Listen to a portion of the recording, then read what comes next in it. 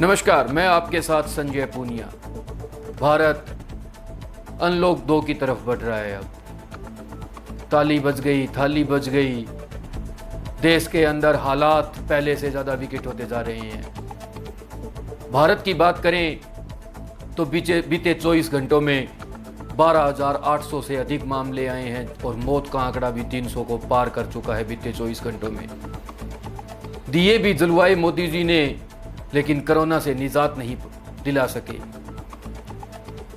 बड़े बड़े देशों के अंदर जहां लॉकडाउन किया गया था वहां की स्थिति अब सामान्य होने लगी है, लेकिन भारत के अंदर बेहाल है। जब लॉकडाउन किया तब 500 मरीज भी नहीं थे भारत के अंदर, लेकिन आज ये आंकड़ा 3,67,000 से ऊपर है। 5 लाख को पहुंचने में ज़्यादा समय नहीं लगेगा और 5 लाख के पहुंचने में भारत अभी सेमीफाइनल में है। हो सकता है कि फाइनल की दौड़ में भी पहुंच जाए। जब कोरोना से खुद लड़ना था, आत्मनिर्भर भारत की योजना बनाई जा रही थी, तो लॉकडाउन क्यों लगाया गया? क्या कुछ चल रहा था सरकार के मन में? क्या अर्थव्यवस्था की कमर तोड़नी थी या किन्हीं और मुद्दों से देश को भटकाना था? अगर वास्तव में कोरोना मरीजों को रोकने के लिए लॉकडाउन लगाया गया था तो आखिर क्यों अब वो वापस लॉकडाउन खोल दिया गया? तमाम सवाल है, सवालों के जवाब सरकार देती नहीं है। प्रधानमंत्री मोदी जी 6 साल से अभी तक एक भी प्रेस कॉन्फ्रेंस तक नहीं की। जनता जवाब मांगे किससे? मीडिया विपक्ष से सवाल पूछता है, पूछने सरकार से चाहिए। सरकार जवाब देती नहीं है और कहती है राहुल गांधी जाने, सोनिया गांधी जाने, नेहरू ने जो किया है वो किया है। किस प्रकार की राजनीति का ये स्तर है? अनलॉक 2 की तरफ बढ़ते हुए भारत को कल एक नई ऊर्जा पैदा कर दी आत्मनिर्भर भारत के रूप में।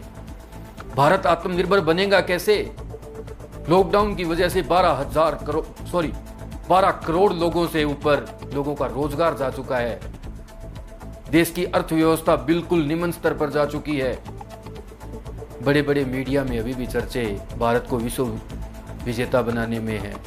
बस भारत विश्व गुरु बनने वाला ही है, कुछ ही आउटर पर खड़ा है, पर वो सिर्फ और सिर्फ मीडिया की नजरों में, जो भारत की गोदी मीडिया है उसकी नजर में। एक्चुअल स्थिति अभी कुछ और है। मेरे साथियों ने कुछ रिपोर्ट तैयार की है, आइए दिखाते हैं अर्थव्यवस्था के ऊपर और लॉकडाउन 2.0 के चलते भारत की स्थिति क्या होगी। जयपुर से मेरे सहयोगी डॉक्टर स्माइल ने एक रिपोर्ट तैयार की है। इस रिपोर्ट में दिखाया गया है कि राजस्थान में कुछ जगह पे अभी स्थिति सामान्य नहीं हुई है। अर्थव्यवस्था को लेकर दुकानदारों से बातचीत की तो उनके पास 50% से भी कम ग्राहक हैं।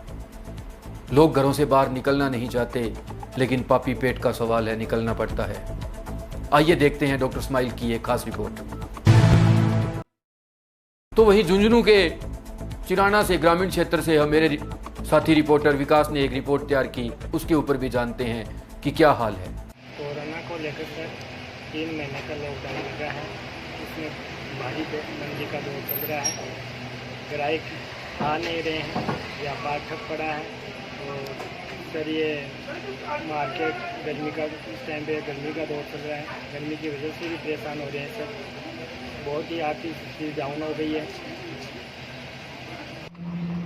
कोरोना वायरस से सारा व्यापार ठप पड़ा है। मार्केट में जो भी स्थिति है वो ये है, आज की बाजार के अंदर किराए कस्टमर है वो उनमें भी भय है, वो आने नहीं चाहते मार्केट के अंदर। और स्थिति ऐसी है कि मार्केट में जो मध्यम वर्ग के जो व्यापारी हैं, निम्न वर्ग के जो व्यापारी हैं, उनका पूरा कारोबार है वो सारा ठप पड़ा है। मैं doctor Mahesh Kumar, CSC Chirana, medical officer. इस कोरोना काल में वैश्विक महामारी के अंदर जहां पूरी दुनिया परेशान हो रही है, इस काल में हमने हमारे गांव सीएससी चिराना के अंदर जो चिराना गांव आता है, 1-2 गांव और पास वाले आते हैं, वहां हमने पूरी लगन और मेहनत से हमारी टीम ने काम किया है और हमारे अभी तक एक भी कोरोना पेशेंट नहीं आया है। हमने हर घर जा के 4 से 5 बार हर घर सर्वे किया है और गांव में जागरूकता फैलाई है। हर जगह सोशल डिस्टेंस की पालना करवाई है। इसमें ग्रामवासियों का, पुलिस का और समाज के अग्रणी बंधुओं, समाज बंधुओं का बहुत पूर्ण सहयोग रहा था और हमारी मेडिकल की टीम ने इतना अच्छा काम किया है जिसकी वजह से अभी तक हमने हमारे इलाके में कोरोना को कंट्रोल कर रखा है। तो देखा आपने कि किस तरीके से लोगों का हाल बेहाल है, दुकानदार परेशान हैं, अर्थव्यवस्था पटरी पर नहीं लौट रही।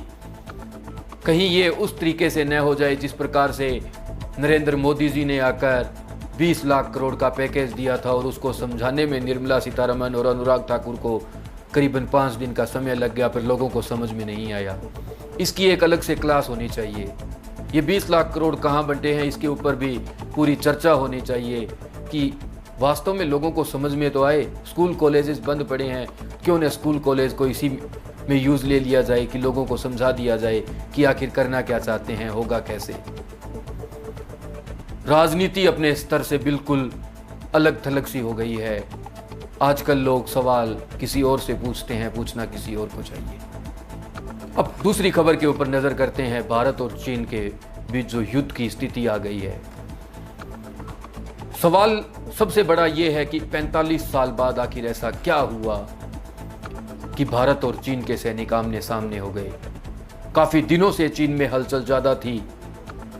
कहीं ये एक और कोई मुद्दा तो नहीं जिससे देश का ध्यान भटका दिया जाए। कहीं ऐसा तो नहीं है कि सरकार कुछ चीज़ छुपा रही हो जो देश जानना चाहता है, जो देश दुनिया जानना चाहती है कि ऐसा आखिर हुआ क्या।